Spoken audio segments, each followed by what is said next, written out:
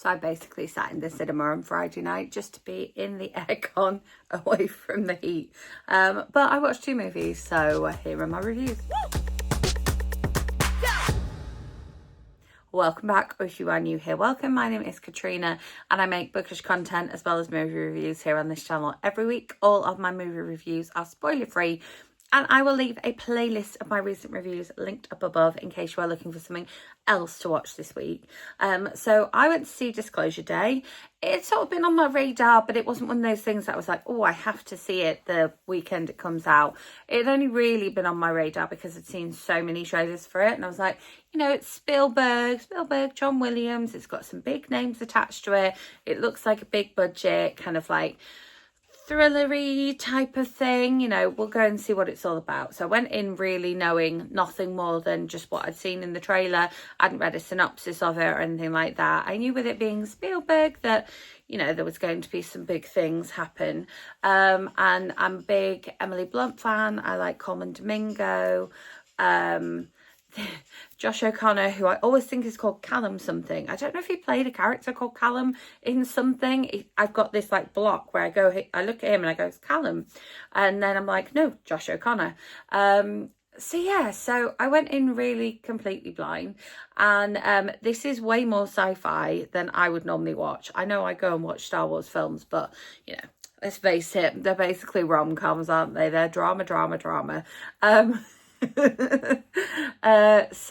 So way more sci-fi than I realised. It literally, you know, talks about aliens and has aliens and, you know, debunks some like alien myths. And again, that's quite clear from the trailer. That's not a spoiler. And then a lot of the rest of it, I don't think I really understood. I think there was just a lot of it where I was like, what are we doing now? Where are we going now? Why are we doing this now? Why are we seeing that now? Why is this happening now? What is happening now? I thought that I enjoyed Emily Blunt in this film. I thought that she did a good job. She was I think she sort of kept me calm in all of the, like, I don't know what's going on. And I think her character in the film is supposed to sort of do that to other people to sort of keep them calm, and you know, other worldly creatures as well. And then Josh O'Connor, I thought, again, you know, couldn't really fault his acting, but his character in the film, I'm not really sure where they fitted in. And he had who I think was his partner with him as well, called Jane, and she, again, played a key role in some parts of the film, but again, I'm not really sure. You know, when you watch a film and you feel like you've been dropped in the middle of the film, like you missed the first half hour. I feel like even though this film is 2 hours and 25 minutes long, I feel like I missed like the first half hour, like you dropped me in after some stuff happened. Coleman Domingo, I normally absolutely love in things, and his character was clearly like a key linchpin type of character who sort of brought things together between like the baddie, Colin Firth, and who we think are the good guys, Emily Blunt and Josh O'Connor, and or animals and aliens and the government and the news, I don't know. But yeah, he was a sort of linchpin, but he just had this one look, which was this sort of like slightly panicked, but also like beatific because of emotion, like look, like he was looking at the other characters and he'd just look at them like he was feeling a little bit sorry for them, but like he was a bit worried and concerned for them. Just kind of like there was a lot of this. And so I feel like his character was quite a meaty character, and so he could have done an awful lot with it.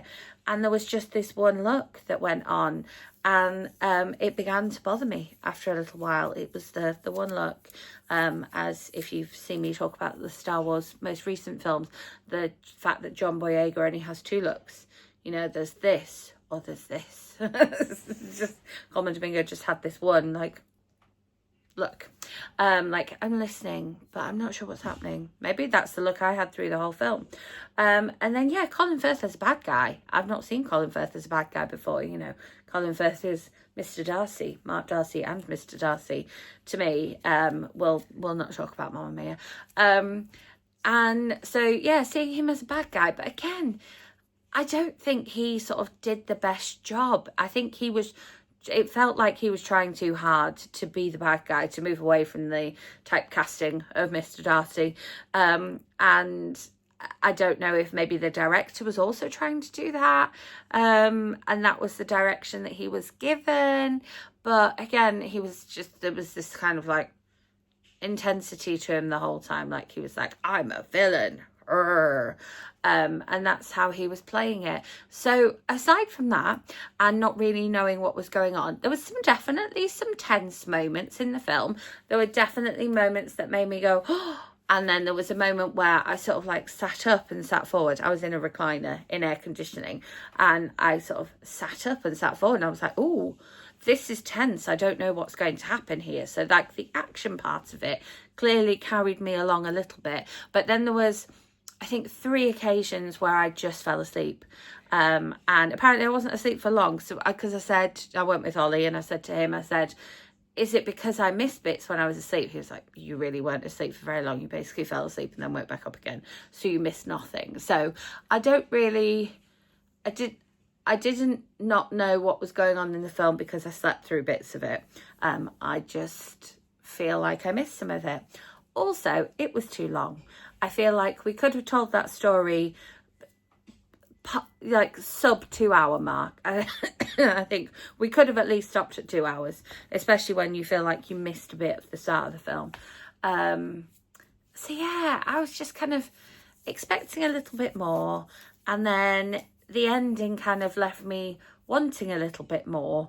And you know, I know typically I'm a fan of a rom-com where everything's tied up in a neat bow, but I don't always like that in my films. And if you've seen my other reviews, like, I like when we're left with questions and things like that. But I was just left with so many questions with this film, and me just trying to explain it to you enough to review the film.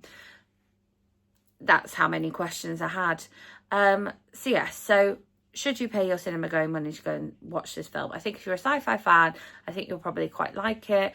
Obviously it's Steven Spielberg, it's John Williams. It looks, well, it doesn't, no, I haven't even covered that.